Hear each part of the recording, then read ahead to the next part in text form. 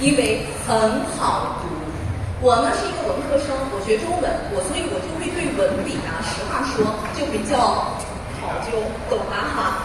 所以为什么之前，但是我读了夏雨老师这本书，我就发现，嘿，他读了好多书，所以请教一下哈，您平时是怎么给自己喂语料的呢？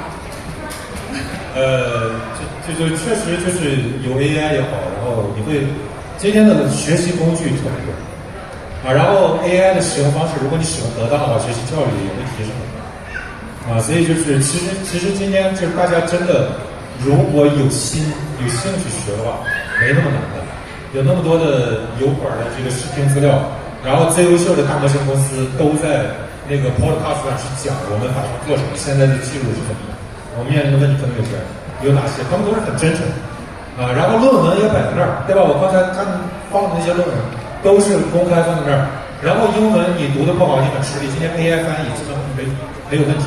然后 AI 还有一个最大的好处啊，就是你不能把它当搜索引擎用，因为它会编，它有幻觉，它会编那个资料。但是你可以把它当什么用？你可以把它当老师用。就比如说我本身的专业，我是念政治学出身，我对经济学里面有一个概念不了解，我去问 AI， 他给我解释一下 ，OK 这个东西够用，就对于我一个只要了解一个初步，只要了解一个基本原理。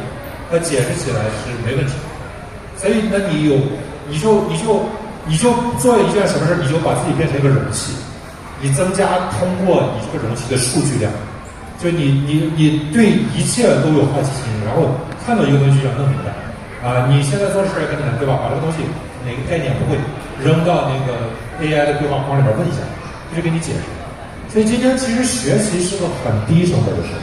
然后你能得到的东西质量是非常非常高的。今天大家其实是非常就是非常简单，能够花个比如说半年左右的时间，在某个领域成为一个足够用的专家，这完全是没有问题。谢谢小雨老师。刚刚小雨老师提到一个关键词叫好奇心，那我这个猜测一下哈，你应该不是卷出来的，哈哈，因为我感觉卷出来的娃很可能就没好奇心了。啊，所以某种程度上，我想今天夏雨老师刚刚包括他个人的分享，我想他说学习成本很低，但是有一点我觉得很重要，会不会需要兴趣的引领，就是这种好奇心，这种探索。不光要兴趣，就是本质上兴趣是什么东西？兴趣是顺人性，就是人性的本质是快乐，就你做这个事儿很快乐，所以你才会去做。对吧？所以就是兴趣其实是一种翻译，就是这个东西顺你的人性，顺快乐啊。所以我觉得今天就是你应该用快乐为中心，重组你的全部教育理念。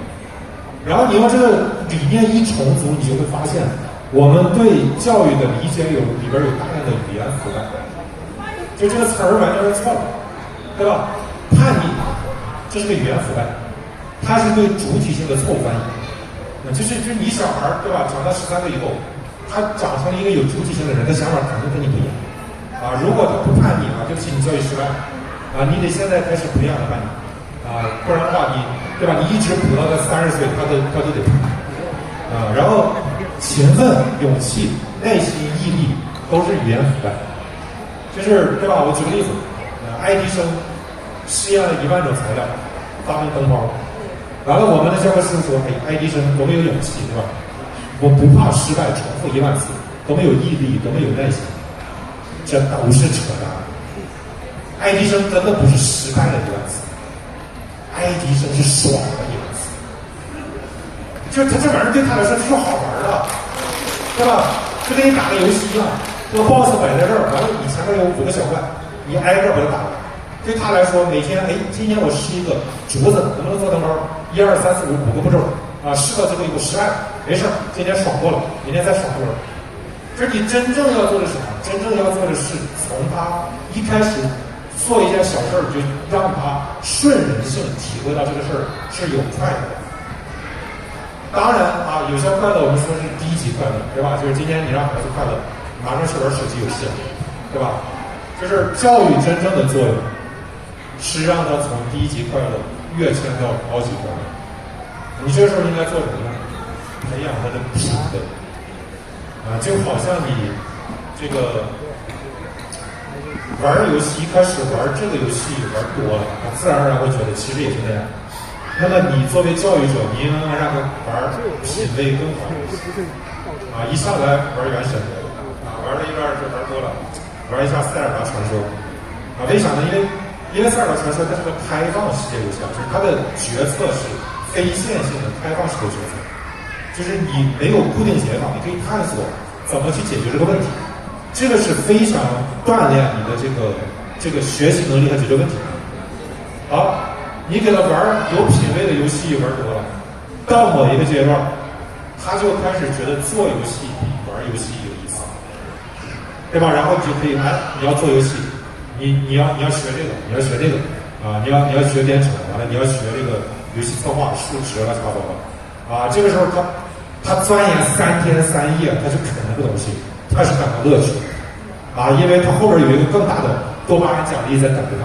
哎呀，我做一个游戏出来，我让我的马里奥跳起来，就那一刻那个快感，绝对是胜过很多很多东西快感。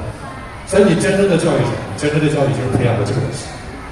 你否则的话，你不培养他这个东西，他是没有办法锻炼出自己的能力，驾驭 AI 解决问题。当然，最后还有一个东西就是天分，对吧？因为很多人他天分确实是存在的，就是你把他培养这么多起来，品味这些都起来。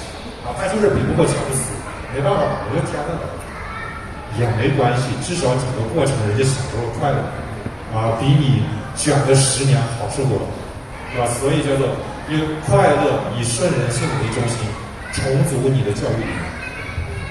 实际上，某种程度上也是我们从教育程度就是我们对孩子喂的语料是什么？对，给到他，实际上阅读也是一样。当我们给他之前阅读的都是一些很有品位的书，那后面你给他这些垃圾书，一开始不会看，对，读不下去。对，你一开始的读网文别跑，对吧？就是读多了之后，你告诉他，其实这玩意儿比网文好看然后他读到味儿了之后，他真的知道这个东西比网文好，就这么回事。谢谢笑宇老师那今天我看到我们现场看有一些有一伙伴我还没说要互动了，已经手举起来了，一直在做笔记。